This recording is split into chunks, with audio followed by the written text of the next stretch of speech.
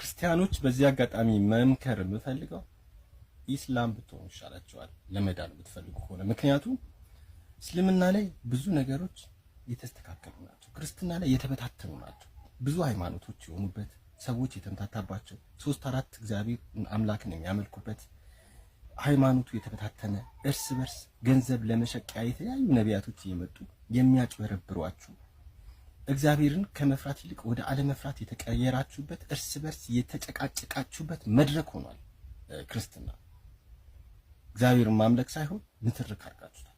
ስለዚህ ወደ እስልምና በኢየሱስ ሲመለክ ነው ነብዩ መሐመድ በመምጣት አንድ አምላክ ብሎ እውነቱን የገለጸው ኢየሱስን ነብይ መሆናቸውን የመሰከረውና እባካችሁ መዳን የምትፈልጉ ከሆነ ሙስሊም ሁኑ።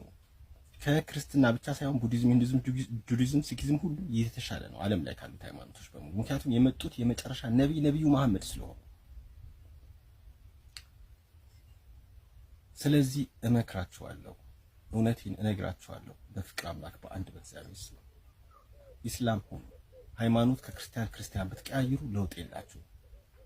ለዛ ነው እስልምና ላይ ስትመጡ ጋብቻ ብትሄዱ ጥሩ ሁኔታ ላይ ነው ያለው። ከክርስትና የተሻለ ጋብቻ፣ ከክርስትና የተሻለ ሪሌሽንሺፕ፣ ከክርስትና የተሻለ የሥራ ሁኔታ፣ የቤተሰብ ፍቅር፣ ብዙ ነገር ራሳቸውን አስክነዋል። አላህን መፍራት በደንብ እንዲችሉ ቁርአን አስተምሯቸዋል።